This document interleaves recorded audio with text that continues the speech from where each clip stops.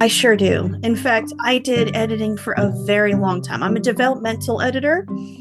So what that means is that I don't worry about whether or not you use the word to or for correctly. I don't worry about your periods and your commas and anything like that. I focus specifically on how well you wrote the story, where it can be improved. How is your description? Is it an info dump because you're just talking about what somebody looks like, but you're not making it relevant to the person who's reading this? Okay, everyone, welcome back to Living the Next Chapter. I have another great author on the podcast. It's exciting to meet all these great people. And this author doesn't have just one book. Okay, like that's amazing. If you have one book, great. This author's gone a little further than that. Multiple books. We'll have all the links available to you in your listening app. Wherever you're listening, you can go right to our author today. It's exciting to have her on the podcast. We're going to learn a lot. And I'm a curious student, ready to learn and ready to receive all this great information. Valerie, welcome to Living the Next Chapter. Hey, how's it going? Right? Like already, you started off with like, there's so much light around you. This is awesome. It's great to have you here on the podcast. Thank you. Right? Yes. I'm definitely one of those people who walks in and I don't know. It's like I bring the sunshine with me. Right? Yeah, I've actually had people tell me that when I leave, it's like the party stopped. Okay, well, let's get this party started. I love this. Tell everybody, Valerie, where you are in this big world of ours. So I'm actually in Omaha, Nebraska right now. I'm actually a transplant from California. So, Well, there you go. yes, but yeah, I'm living out here in the middle of the country, and it is so much different and yet also so much the same. Believe it or not, Omaha actually looks just like San Diego, but without a port. Well, there you go. Right? Right. Yeah, that makes sense. Yeah. I mean, we've got all the same foods everywhere. I mean, there are people of all different colors here because, I mean, apparently one of the things that Omaha likes to do is every time there's a disaster, they go, over here, we got lots of space. Come over here. Yeah. And then they get tax breaks. Oh, well, I know, right? Yeah. So we've got over 100 languages spoken here in Omaha. That's amazing. Right? It's awesome. It's like the whole world in one location. Exactly. Which is why I can actually feel comfortable right here in Omaha, even though I'm from California. Beautiful. I love it. Mm-hmm. As we mentioned at the beginning, you have written more than one book. Tell us, how many books do you have currently? I have 9 books. I have 2 that are kids' books, part of a series called Miss Miracle's Painted Tours. I have a joke book, which I think would also be aimed for kids. And I also have 6 books about spiritual stuff. Okay, so wait, a joke book. Seriously? You have a joke book? Yes, I do. I have a cat joke book. So my cats are ridiculous and hilarious. And I took a bunch of common sayings, like, for example, one man's trash is another man's treasure, or if it fits, it ships. And I paired it with pictures of my cats actually doing the thing. So, for example, one man's trash is another cat's treasure. And I have Indiana checking in my trash can for any sort of treasure she could pull out and play with. It was her favorite thing. I don't know why, but apparently Q-tips are the best ever flavored toy. Okay. Yes. Wow. Yes. And I kid you not, I literally had to stop giving them to her because she would eat the ends. And I don't think all that cotton's good for her. It does not break down. I love it.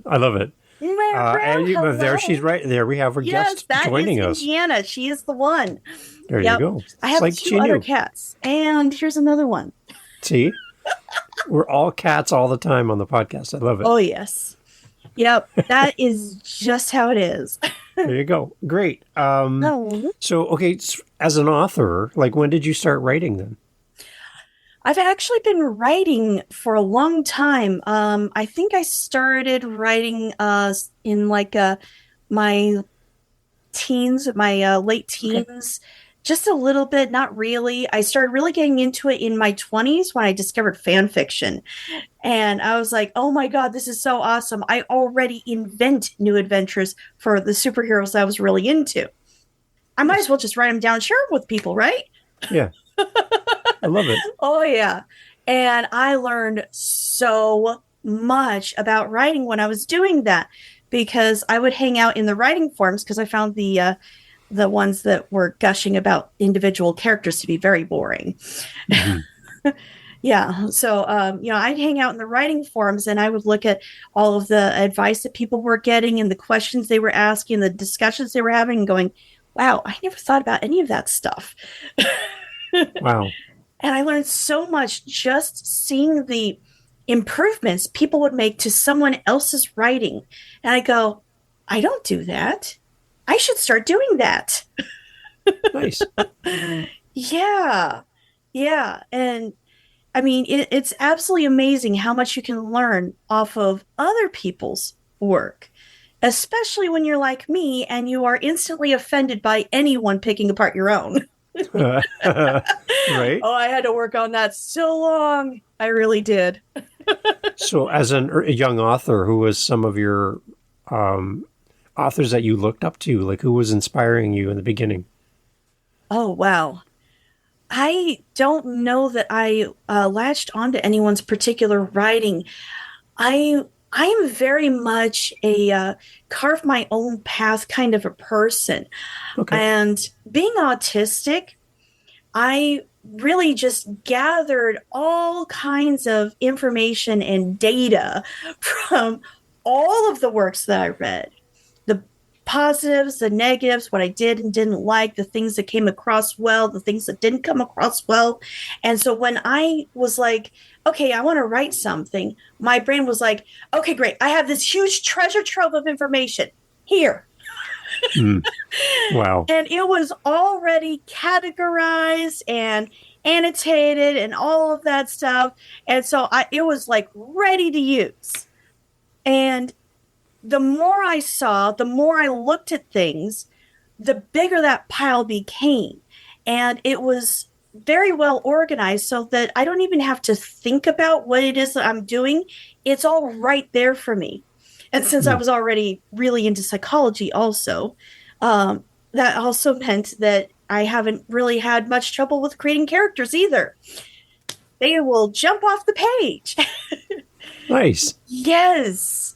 Yeah. I mean, I know a lot of people, when they are creating a character for their story, they create part of a person, the part they think they need. Hmm. When I create a character for a story, my brain automatically fills out a full character profile, regardless of what I'm using it for. And so I already have everything I need for full realism in any context.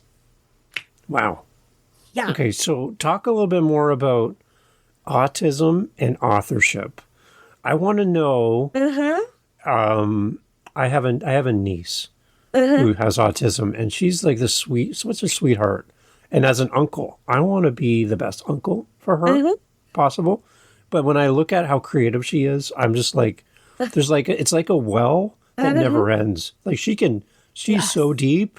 Like Mm-hmm. she thinks of things I've never even considered as an adult, right? Yes. So tell me, like, what is your superpower as an author when you think of that in with Uh-huh. autism? Because I think you have something special. Thank you. I do. And in fact, I actually thought about it for a very long time. And if I were a superhero, my name would be Wildcard. Oh, Yes, because that is pretty much my theme song. No matter what it is, no matter what the situation is, I will always think of a completely different solution to anything and everything. When you have autism, you are set up completely different from everybody else. And it doesn't matter what is going on, you will always think of a completely different solution, a completely different context, and a completely different use for everything, Mm-hmm. which is great when you're trying to contribute to a project and terrible when you're trying to fit in. Okay. Okay. Okay. Yeah, Expand on that a little bit more. Let's I talk more know. about that. So when you have autism, you basically have a completely different language. It's like a whole new culture that nobody ever knows. Mm-hmm. So, it's just that the way we see things, the way we interpret things is going to be completely different. I have a completely different idea on privacy from other people. So the things that I consider to be private are totally different from the things that other people consider to be private. I consider it to be private if it's embarrassing because I haven't come up with a fix for it yet. Okay. However, I wouldn't have minded talking about all kinds of other things that other people consider to be taboo, such as, gender specific stuff or Yep. relationships, things like that. People don't really want to go too in depth on things like that. Me, I don't care. Yeah. I mean, I would tell people what is in my bank account right now. It No doesn't problem. matter to me. And yet other Yeah. people consider that to be a private thing. Okay. Mm-hmm. Sure. Okay. Yeah. I had an author Like on, and they said contradict. that they have autism, and they said that they don't see autism as a disability. They see it as a different ability. And that is very true. Yeah. Autism has many, many positives and negatives. So I hyper focus on certain things and I get really, really good at them. I'm specialized. Okay. But that also means that I completely ignore a bunch of different other areas. Okay. So I am really great at a few things and terrible at the rest. Okay. So put that in context of being an author. Give us an example of those things. So, for example, I am absolutely terrible at including all five senses in my writing. Okay. When I first write a scene, it is basically talking heads. Right. I have a whole bunch of dialogue and maybe a couple little 2, 3 word sentences about what one person or somebody else did. And that is Okay. it. I always have to do an extra editing pass for each specific sense if I want them in there because I always forget that stuff. I do. I mean, I can see it in my head. It Yeah. always plays like a movie. But what I focus on specifically, what's important to me is one sense at a time. When it's a conversation, that's going to be hearing. And that is all that gets in there. Right. Okay. That's a great example. I think that gives us context for those that don't understand autism as much. Yeah. Haven't been maybe have no people who have autism is to understand kind of how you approach writing, because we also have authors that listen, they have autism, and they're Yes. trying to figure out how unique their writing style is. So your example is Yeah. very helpful. Thank you. And I have one other thing I want to give as a general really good advice. I mean, this was something that was like a game changer for me with writing because I have a lot of anxiety when I'm writing. And I also found that I was trying to be the normal sort of author that I think about as opposed to the kind of author that I am. Okay. I am a chaotic author, not a linear author. Linear authors start at the beginning, go to the end, and then they're ready for editing. I am a chaotic author. That means that I start somewhere and I skip to the next thing that I know. And I keep doing that over and over again. And at some point, I do editing. Sometimes, in fact, most of the time before I'm done. And Wow. so different sections will have different numbers of edits on them. One section can have 2 edits and another section has 23. So when you work with an editor, Valerie, like, do you have like an agreement with an editor that they can bring out the things that you might be missing, or that they need to leave alone some of the things you want to stay in your book because that's you? Yeah, so I currently have not worked with a formal editor. So far, Okay, all of the editors I've engaged with, they have all been free editors. good. Okay. And so when I engage with an editor, it's a very informal arrangement. I say, hey, I have this piece that needs to be done. And then they go, great, send it over. And then at some point, I get it back from them. Okay, It's good. very loosey goosey because right now I do not have the financing for something more formal and a higher price point. So I try to do a lot of my own editing, and then other people help me with, cleaning up as best we can. And together we get something good out. Do you ever help other authors at all? I sure do. In fact, Okay. I did editing for a very long time. I'm a developmental editor. So what that means is that I don't worry about whether or not you use the word to or for correctly. I don't worry about your periods and your commas and anything Yeah. like that. I focus specifically on how well you wrote the story, where it can be improved. Yeah. How is your description? Is it an info dump because you're just talking about what somebody looks like, but you're not making it relevant to the person who's reading this? Are you including all five senses in your story? Are you, creating characters that come to life? Does it sound like literally every single speaker is the exact same person? I did actually find that one time. Hmm. Seriously, it took me forever to find out that there were two grandpas because they all sound like the exact same character. Okay, that's interesting.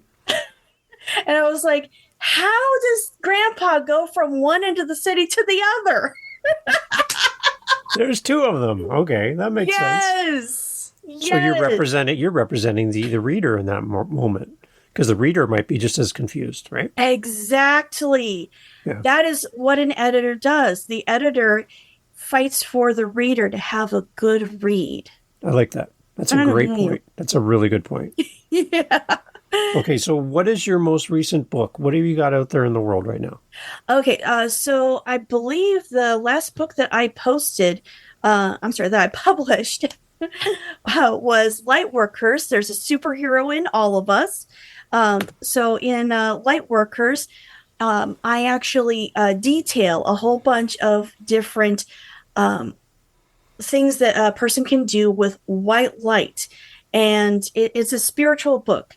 And I work with white light, which anyone can use. Doesn't matter if you're psychic or not, doesn't matter if you have spiritual abilities, although they do help. And anyone can learn these skills and use white light to affect themselves and the world around them. Some of the skills that are included in here are how to do a white light shower and clear the energy out of, the negative energy out of a space or a person or an object. So that means if you happen to have a cursed object, or you're being haunted, or you're just worried about the fact that somebody died where you're living, Hmm. you could just do a white light shower, clear all that negative energy out of there, and you should be good to go. It's definitely a good idea to do it multiple times if it's something like really severe Yeah, or something like that, because, some of the negative energy can be kind of stubborn and not want to leave. good. So Yeah. for someone, Valerie, who has no idea what white light is, Mhm. they're thinking you're talking about a light in the ceiling or on a lamp. They have Mhm. no idea what you're talking about. Can you please just kind of give us some more definition or take us deeper in that? Yeah, you're absolutely right. So, white light is actually energy from the other side. Okay. You can call it God's light, you can call it free energy, whatever you want to call it. It doesn't matter. I see it come down from above, and it is this beautiful, brilliant white with a tinge of gold light. It feels really, really good. It makes negative people feel very uncomfortable because they Mm-hmm. don't feel like they deserve it. And people who are really surrounded in it say that it feels like love or a warm hug. Nice. Yeah. Well, we all need more of that. So Right? why be afraid of that? That's great. Can you give us Uh-huh. some examples, please? You got probably many examples, but can you give us some context? Like, where have you seen this? How has it helped somebody? I need to know more. Yeah, no problem. All right. So, one of the ways that I can use white light is in creating a path, a white light path. So, I just bring down the white light and I create a path of white light between me and whatever my goal is, including getting home safely after a trip. Great. And I got to tell you, it is absolutely amazing for that. I did that so that I could go across the country from, well, half the country anyway, from California to Omaha, Nebraska, in a car ride. It took 4 days. And despite the fact that I was driving up a very steep mountain at night in the rain with a lightning strike that actually hit like practically right next to me. It was in the valley right below where I was driving. Okay. I mean, it was absolutely terrifying. And it was a pretty steep incline, too. I could hardly see the taillights of the guy in front of me, but I still managed to get through it just fine. I was absolutely safe. I got lost when I went to Kansas because they have no street signs anywhere. You can only get somewhere if you memorize the area because you live there. Apparently, they're not expecting any visitors. No. Kansas, A come good thing on. I only cut through a little corner of it because, man, if I tried to go through the center, that would have been awful.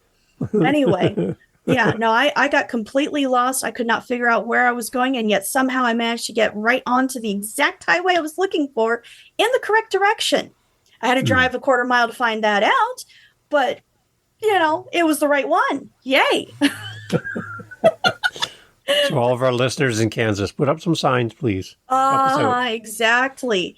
I nearly ran off the road because I was trying to do a call so that I could get an apartment because they still were not approving my apartment or telling me how much it was going to be. Uh-huh. Oh, yes. And Hmm. I'm trying to do this phone call while I'm trying to drive on the road. I have Bluetooth, yay, but I Hmm. still almost ended up in a ditch Wow. because part of the highway that I was on had completely fallen away because of road erosion. Wow. Yes, but because of the white light path, I happened coincidentally to pay attention just in time to swerve around it. There you go. Yes, Love it. So yes. take us more through the book then too, Valerie. What are we going to find in the book? Who is it for? Like, who is your ideal reader for the book?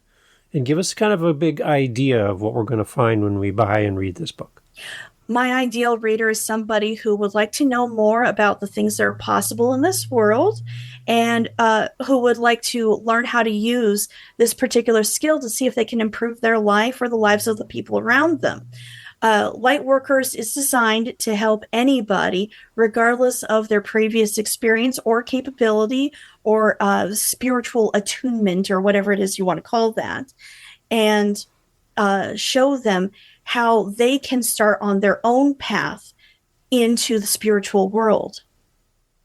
Excellent. That's great. When did the book come out? So I actually put the book out a few months after I got COVID the first time. When I got COVID the first time, this was in 2019, I think it was. 2019, 2020, something like that. Anyway, um, I nearly died. I yes, I nearly Wow. died. I came through this one really terrible night where my lungs were almost completely filled with fluid, and I'd already been battling this for months, and I couldn't breathe, and I had no energy anymore, even to cough. My muscles were just so completely exhausted that I couldn't do it anymore. And I hardly even had the strength to still breathe. Mm. And every time I started to drift off to sleep, I'd stop breathing. Wow. Yeah. But also at the same time, I also have trauma after trauma after trauma that are coming back to me, and I am remembering these things. I have past lives that I can remember. And although I had to fight for many years to recover a few past life memories, the number of past life memories doubled during COVID. Wow. Yes. And most of them came through in that one night.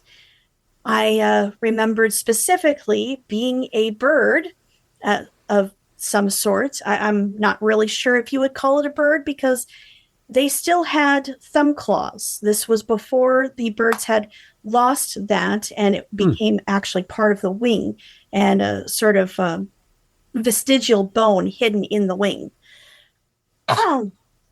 For anyone who's actually studied bird skeletons. Mm-hmm. Anyways, um, so apparently, when I was this bird, I had eggs that I was trying to protect alone because my mate had died. And something came to eat my eggs, and I wasn't able to stop them. And Mm. unfortunately, I died trying to protect them. And then so did my babies. And Mm. I still remember after we had all died. And I remember my babies being so confused and upset. And one of them, at least, was very angry at me for not protecting him. And I was so upset that I decided I would never, ever sleep again because I didn't want any more eggs to die. Mm. I couldn't even eat eggs, by the way, for 2 years after that. Mm. Yeah. Wow. Yeah, because I just kept seeing dead baby birds. Wow. Yeah. See, that's intense. Yeah. That's intense. Yes, it is. But when I came through that night and I was able to, re-engage with life again, because of course, for anyone who's been through COVID, I'm sure you know that in the worst of it, you're ready to go. You're ready to leave and be done with it. Okay, Mm. fine, take me. If this is the way I go, this is the way I go. Yeah. Apparently, that's part of COVID. It's supposed Mm. to do that. Anyway, when I came through it, I was like, you know what? I I have to just do it. If I don't do it now, I won't ever do it. So I just started publishing, and I did whatever it took to go through the process of publishing. I was freaking out, losing my mind with worry. What if this? What if that? What if it's not good enough? What if nobody buys it? What if everyone hates the cover that I create for it? Oh my God, I have to create a cover. I didn't even think about that. I mean, I was just like, I have to do this.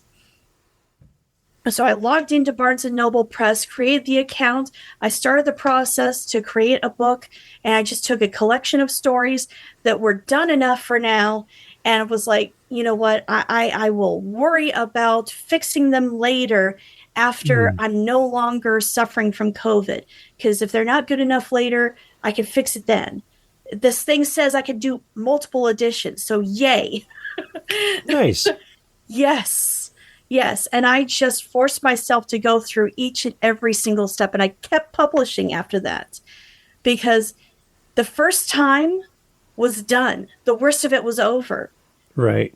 And so then I was able to move on to the next step and the next step and the next step. And I just kept publishing more and more things with better and better covers.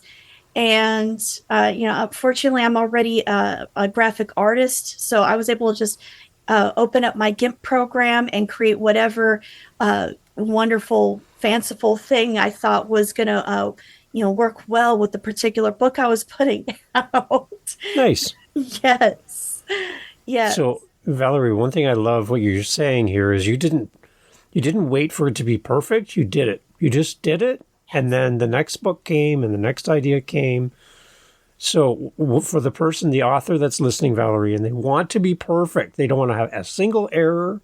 They want the book to be exactly perfect, no Hmm. mistakes, no regrets, and then Perfect they is spend later. 5 years doing the book. Perfect is for later. You publish when it's good enough. You update with additional additions when it's perfect. There you go. You will always get better. Your story will always be able to get better. You will learn more as you go along and continue publishing. But if you wait for perfect, you will never publish. And then you have missed out on all those readers who could have enjoyed your book, all those lives you could have changed, all those royalties you could have earned. It's Right. all gone. Publish when it's good enough, when you've found all you can find and you're not really able to do much more than change something. When it goes from fixes to changes, oh, maybe this will sound a little bit better, or here's a different direction I could have gone in. You're done with fixing it, and now you're just changing it. And then it's like altering a dress. If you alter a dress Hmm. 50,000 times, it becomes this weird Frankenstein mess. Right. Yes. Stop before you start doing that. Hmm. Yeah. If you really want to go in a different direction, just write a new book. Then you've Good. got two books and you can do double. That's really wise advice, Valerie. I don't think And I've had people talk about that often on the show. Talk more about Barnes and Noble and the fact that you can do all this. I haven't had people talk about this. Give us more information really, about that. Yeah. oh yeah. So when I was looking for an online publisher because I was way too scared about trying to approach a publisher and go through the 10 years or whatever it was going to take to get somebody to actually publish me and all the rejection letters, I knew I did not have the courage for that. I wasn't ready. So I was like, let's just get publishing over with and worry about marketing and query letters and all of that some other time, which I didn't even know what the letter was called. Right. That was later. But, anyways, so I looked online to find out who pays the best royalties. Barnes Yeah. and Noble was the number two. I think they were right after um, uh, Amazon, I think, and then right above somebody I'd never heard of before. And I'm like, well, Barnes and Noble is really good. I mean, I've heard of the store; they're everywhere, all across the Yeah. country. I'm sure that they get a lot of people coming and looking for books. So let's go with them because I looked at Amazon before, and at the time, they were saying you could only publish if you have Amazon Prime, and I couldn't afford that. And I also didn't Hmm. like the fact that it was saying that they would own the rights to my book Hmm. in the contract. I'm like, no, that's not happening. Hmm. So I went with Barnes and Noble. Now, I've heard from people that the contract has changed with Amazon, so it's probably not the same anymore. But Okay. at the time, I liked the contract with Barnes and Noble a lot better. Please, people, read the terms of use when you're publishing Yes. because people will try to sneak all kinds of different things in there, including owning all the rights and not having to pay you anything. Okay. They will word it a little bit weird, but it will basically look like we have the ability to use your product any way we want to, and we have that license to do that with or without your permission. Hmm. Uh-huh. That's why everybody was getting upset about Find Away Voices because Hmm. they were basically saying we could do whatever we want with your audiobook and we don't have to pay you for it. Hmm. Right. Yeah, that's not happening. So read that fine print. Oh yes, most definitely. Okay. I love it. Yes. Anyway, so once I logged into Barnes and Noble, it was very clear. My account, it showed how to publish, and it also said, I think, like get started or something like that. Okay. And so I clicked on get started because how to publish, it was just a bunch of talk about, here are the different resources that will tell you, things that you can do and what to do and, stuff like that. So it was just talking about stuff. And so I'm like, I cannot even comprehend these sentences. I am too buried in COVID right now. Yeah. So I clicked on how to publish and it said create a new project. There we go. That's real easy. That's it. I clicked on create a new project. Even has a plus sign after it just to make sure that you There you go. understand what you're doing. Oh, yes. Yeah. So easy. Oh, yeah. And then it says, what's the name? Hadn't really thought about that. Let's type in this name. There we go. That's the name. And then I move on to the next thing, and it's asking me to upload the text. And no, I'm sorry. I think actually first it was asking me to upload the cover. That's right. One of those Good. things. Yeah. Anyways, yeah. It asked me to upload the file and the cover, and each time it does that, it allows me to preview it to make sure that it looks right, which Nice. is key. Okay, compatibility issues exist, formatting issues exist. Always check through the entire document to make sure that it looks exactly the way you want it to, because formatting issues means that your perfectly centered title Yep. may be off to the left. Yeah. Right. Yep. Yep. Or it may be on the previous page. Like, hang on. Isn't Yeah. that wonderful? Yes. Yeah. It may be the wrong color. It may have no color. It may be underlined, italicized, bold, and not the way you put it. Oh, yes. Yes. It may have lost the font that you want to use because they don't have that one. Uh-huh. Interesting. Yes. And as far as compatibility issues, that is even worse. You can find entire paragraphs missing. Oh, yes. So that's one of the reasons why I'm very glad that I use Microsoft Word. It is very popular. So it Yep. has some of the least compatibility issues with things. Most people try to be compatible with Microsoft Word. Other things are less well known, and Yeah. they may have more compatibility issues because people aren't trying to do that. It's like translating from one language to another. You lose meaning. Right. There you go. I Yes. love it.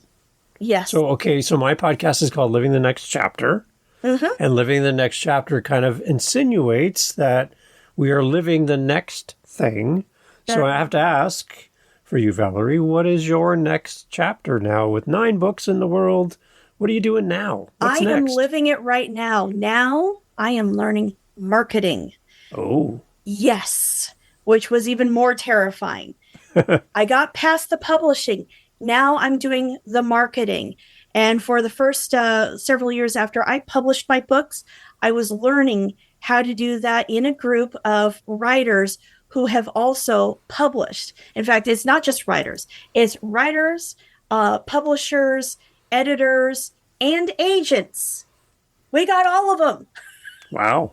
Yes. Yes. So Nice. we get information from all sides of the process so that people can learn what it is that you need to do in order to be successful as an author. It's specifically for women. So, sorry guys, you wouldn't be able to join, but, it is a great resource for women. It's on Facebook. It's called Women Authors, Editors. Let's see. No, sorry. Women writers, authors, editors, publishers, agents, or something like that. Okay. Anyways, yeah. It's a I good don't group know. then. Good group. It's too many letters. WWEAP is what it stands for. So I guess it's women, writers, editors, Editors. agents, publishers. There you go. Beautiful. You got it. You got it. I love it. Yes, yes. Oh God. There is so much information there. And yes, we do have actual agents there and actual publishers. Okay. So, Nice. it's not just the writers and editors that everybody hears from. I have seen a few of the editors, the publishers and agents pop up. I don't think they do it very much though, because then all of the authors, they dogpile them because they want to Mhm. be published. Oh, yeah. Yeah. I love it. Yes. Okay, so Valerie, we're going to have links to all of your information. You gave me those ahead of time. I appreciate that. But as Yes. far as where to connect with you, where are you the most active online? Where can we talk to you? I am on Facebook pretty much all the time. Part Okay. of marketing means being accessible, and that is really the best place to reach me. You can also find on YouTube more on how to get to know me and also about my background as a psychic. I am Psychic Kitty on YouTube, and you can find me in amongst all the other psychic kitties there because I am actually looking just like this and not a cat. Yeah. Nice. Yes. Well, you do have cats to support you. Mm-hmm. But yes, but go to Yes. the real Psychic Kitty, for sure. Oh, yes. I actually named myself after the Psychic Kitty. So my, oh, yes, yes. My first cat, I mean, I call her my first cat because she was the first one who was truly mine, and I was taking care of her. And I was basically, her mommy. She was my practice baby. And Maddie, she would just crouch in the room and stare at a corner, all freaked out, tensed up. What is that? What's going on? What's it going to do? And I'm like, what is that? Wow, it feels like there's something there. I can feel this pressure, like there's an energy taking up the room. Hmm. Okay, whoever you are, please leave. And then all of a sudden, my cat's fine. Wow. I know, right? What a tag team. Yeah. Oh, yeah, it's nuts. And the thing that really got me, she didn't like being picked up, but I would pick her up to get her used to that. And also, I did notice that she did enjoy a lot of the attention that came with it. So I was trying to get her past the whole I hate being picked up thing. And she was trying to get me to stop picking her up. She thought if she was heavy enough, that wouldn't happen anymore. So she actually apparently started using her abilities to make herself heavier. Guess how I know this? One time, she jumped down from a 3-foot high object and hit the floor like a pile of books. I'm talking like you just dropped 4 or 5 heavy school textbooks on the floor. She landed so hard that it freaked her out and she nearly fell over. Uh-huh. And then here's another one. I bent over to pick her up. She could see it coming. She glued herself to the floor. And then all of a sudden, my arm, which was reaching for her and within a couple feet of her, it suddenly doubled in weight. And I nearly fell over on top of her. She was creating a hypergravity field. That's how she made herself heavier. Wow. And I got caught in the field. Holy cow. That was insane. I was like, oh my God, that's how she's doing it. Wow. Right? I had no idea animals could do that. But then it's like, well, that makes sense. I mean, humans can do it too, and we're animals. There you go. I love it. Yes. Valerie, this is great. Thank you for coming on the podcast. I'd love to stay in touch with you and follow your journey as an author and get updates from you. You've shared so many great things, and I love your superpower. I love it. It's in the name of your book. It's in you demonstrate it so well. You're a really fascinating person to talk to. So thank you so much for being part of my podcast. Thank you for having me. Awesome, everyone. All the information for Valerie's in the podcast show notes, as always. Go over, check out her Facebook, go over and check out her YouTube channel. So much great information and a great person that you need to meet. Valerie, thank you for being part of the podcast. Thank you. Bye-bye. Awesome.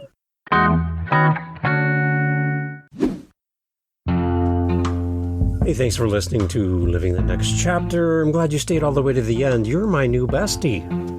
And the one thing I like to do with my besties is enjoy time together over a cup of coffee. Now, the one thing missing in the equation is my coffee cup is empty. And what I would love if, after 390 plus episodes roughly, if you found any value in the podcast and you want to say, hey, Dave, do you need a refill of your coffee cup? I'm looking at it right now, and you know what? It's looking kind of sad. There's not much in the coffee cup. If you want to help support the podcast, I would love you forever as besties and celebrate coffee with you. You can celebrate and support the show at our website using our Buy Me a Coffee link. And all the money goes back into the podcast. And we also like to give it to other podcasters. So if you want to support the show, head over to livingthenextchapter.com and let's top it up. Thank you guys. Thanks for listening. Cheers.